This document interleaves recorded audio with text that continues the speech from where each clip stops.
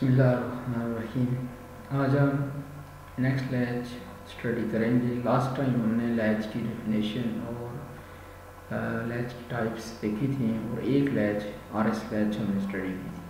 आज SR latch और इसको NAND लैच भी कहते हैं, ये स्टडी करेंगे। इसकी डेफिनेशन क्या है? It is a logic circuit which store one bit, it has two inputs S and OR, it has two outputs which are complement of each other, it is active low latch। तो इसमें और उसमें एक फ़र्क ये है कि ये एक्टिव लो लैच है।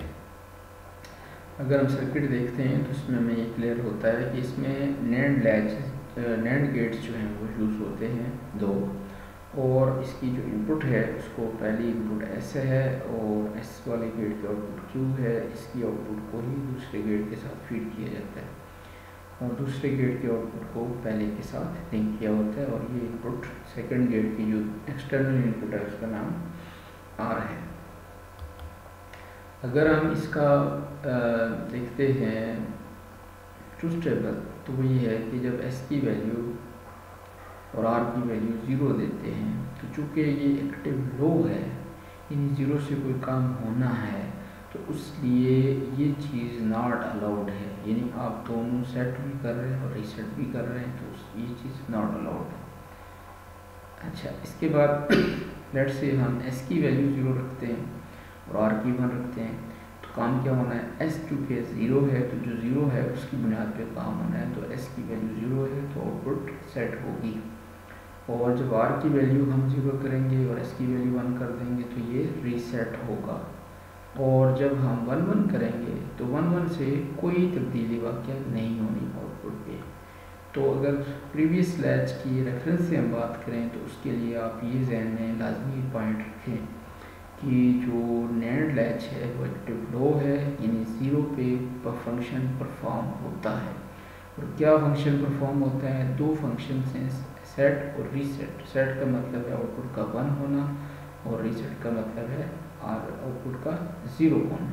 तो जो दो इनपुट्स हैं S और R, इनकी वैल्यू आप दे के आउटपुट की वैल्यू को तब्दील करते हैं, और जिस की वैल्यू आप 0 देंगे उससे फंक्शन परफॉर्म होगा। अब इसमें जब दोनों 0 करेंगे, सेट और रीसेट करना चाहेंगे, तो ये चीज़ नॉट अलाउड है।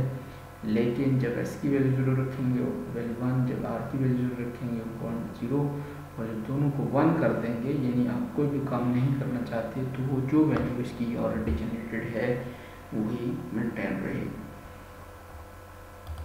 इसकी एक्सप्लेनेशन क्या होगी कि आप ट्रूथ टेबल को ही एक्सप्लेन कर देंगे। When S = 0 R = 0 then output will be unpredictable, when S = 0 R = 1 then output will be 1, when S = 1 R = 0 then output will be 0, and when S = 1 R = 1 then output will not change। तो वही points आप ध्यान में रखते हुए इसको easily study कर सकते हैं।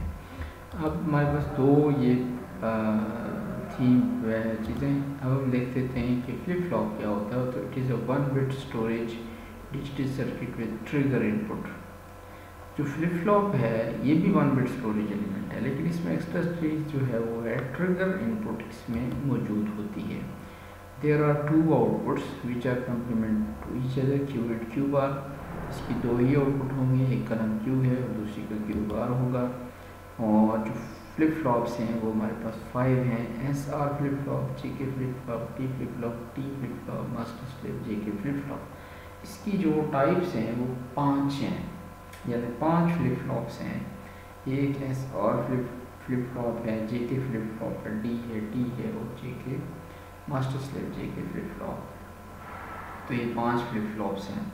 इसमें जो पहला है उसको हम स्टडी कर लेते हैं, SR फ्लिप फ्लॉप, और इससे आपको ये भी क्लियर हो जाएगा कि SR फ्लिप फ्लॉप और SR लैच में क्या फ़र्क होता है। तो RS फ्लिप फ्लॉप की definition, it is a logic circuit which store 1 bit, it has 3 inputs S, R and clock, it has 2 output which are complement to each other। अच्छा, अब इसमें देखें, इसमें अगर हम सर्किट देखते हैं या इसको अगर आप ब्लॉक डायग्राम की फॉर्म में शो करें, तो ये दो इनपुट्स हो गई R और S, आउटपुट का नाम Q और Q बार, और ये क्लॉक इनपुट हम एक्सटर्नल को रखते हैं। और इसी तरीके से अगर यहाँ पे हम देखते हैं तो ये एस और आर दो इनपुट्स हैं, उनको आपने अप्लाई करना है, लेकिन जब आप क्लॉक देंगे तो उस वक्त ये आगे आउटपुट जनरेट करेगी। और यहाँ पे ये जो छोटा सा सर्किट दिया हुआ है, ये क्लॉक को इसके साथ लिंक करने के लिए है। इससे आगे अगर आप देखते हैं तो आगे RS लैच ही लगी हुई है, तो लैच से पहले आपने क्लॉक का सर्किट इसके साथ अटैच करने के लिए तो एंड गेट इस्तेमाल कर दिए। और इसकी वजह से अब क्या होगा कि जब क्लॉक का सिग्नल आएगा उसी वक्त ये इनपुट आउटपुट आगे इफेक्टिव होगी।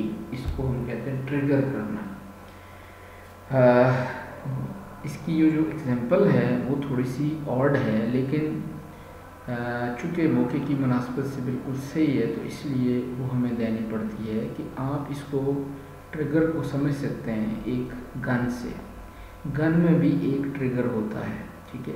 एक है उसको इनपुट देना, यानी कि उसमें एमुनिशन लोड करना, आपने उसमें राउंड डाले और उसको लॉक कर दिया, अंदर सारा कुछ कर लिया। लेकिन वो राउंड फायर तब तक नहीं होता जब तक क्लॉक पल्स नहीं देती।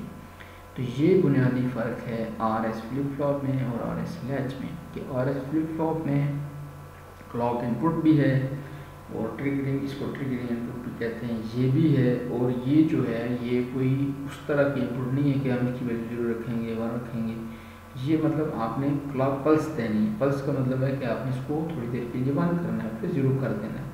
तो आपने इसको पल्स दे के देन आउटपुट जनरेट होगी। आपने पहले इनपुट सप्लाई करनी है, फिर क्लॉक पल्स जो है जब देंगे उस वक्त इसकी आउटपुट जनरेट हो जाएगी। इस चीज़ की ज़रूरत कहाँ पे पड़ती है? इस चीज़ की ज़रूरत जब आप देखेंगे एक कंप्यूटर सिस्टम है या कोई और सिस्टम है जिसके अंदर हम ये मेमोरीज इस्तेमाल करते हैं।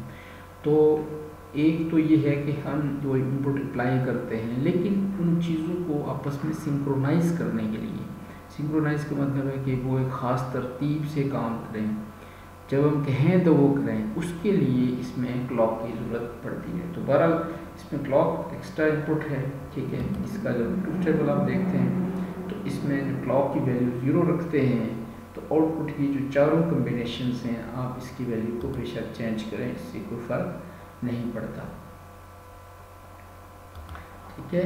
यानी कि क्लॉक की वैल्यू जब तक 0 है आउटपुट की वैल्यू नॉट चेंज ही रहेगी, ठीक है। ये ऐसा आपकी वैल्यू जो मर्जी कर दें, क्लॉक 0 है तो आउटपुट नो चेंज। लेकिन जब आप क्लॉक की वैल्यू 1 करते हैं, यानी पल्स अप्लाई होती है, तो उस वक्त अगर 0 है तो आउटपुट नो चेंज। उस वक्त अगर आपने 0 1 अप्लाई किया और क्लॉक देंगे तो उस सूरत में आउटपुट 0 होगी। जब एस की वैल्यू 1 करेंगे तो आउटपुट 1 होगी, और जब 1 1 करेंगे तो ये नॉट अलाउड है इस केस में भी। तो ये चारों कम्बिनेशन आप ऑलरेडी SR फ्लिप लैच में भी, RS लैच में भी कर चुके हैं। तो RS लैच में भी ऐसे ही आउटपुट थी, ऐसे ही जो है वो एक सिस्टम था, लेकिन इसके साथ एक्स्ट्रा क्लॉक होगी। तो क्लॉक 0 रखेंगे तो कुछ फंक्शन नहीं होगा, आउटपुट में कोई फ़र्क नहीं पड़ेगा, ऐसे ही मेंटेन रहेगा।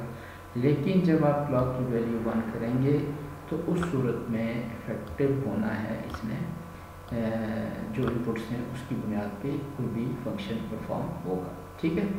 ये आपके पास आ गया इसका फंक्शन। और नेक्स्ट जो है इसकी एक्सप्लेनेशन आ जाएगी। तो इसकी एक्सप्लेनेशन में when s is equal to x, r is equal to x and clock equal to 0, then output will not change। x का मतलब है कोई भी इसकी वैल्यू रखते हैं, ठीक है। x is a variable, variable means कोई वैल्यू रखते हैं, 0 रखते हैं, 1 रखते हैं। तो x की x यानी कि इन चारों पॉइंट्स को एक पॉइंट के अंदर लिखने के लिए आपने x की वैल्यू x और r की वैल्यू को x लिखा। तो when s is equal to x, r is equal to x, then clock will be 0 and clock 0, then output will not change। Next point जो कि सेकंड पॉइंट है कि जब x की वैल्यू 0, r की वैल्यू, s की value 0, r की 0 और क्लॉक की वैल्यू 1 करेंगे, then output will not change। ये वाला पॉइंट पहला। और दूसरा पॉइंट, तीसरा पॉइंट जो कि है in fact s is equal to 0, r is equal to 1, reset होगा फ्लिप फ्लॉप, क्लॉक की वैल्यू 1 करेंगे तो। और चौथा पॉइंट में s is equal to 1, r is equal to 0, then clock and clock is equal to 1, then output will be 1, ठीक है। और पांचवा पॉइंट आ जाएगा S equal 1 R equal to 1 and clock equal to 1, then output will be unpredictable. ठीक, तो इसी तरीके से आपने जैसे आर एस लैच के अंदर लिखा था एक्सप्लेनेशन वही लिखी, आपने सिर्फ एक्स्ट्रा क्लॉक का वर्जन इसमें डाल दिया। आई थिंक ये चीज़ आपको क्लियर होगी। अस्सलामु अलैकुम।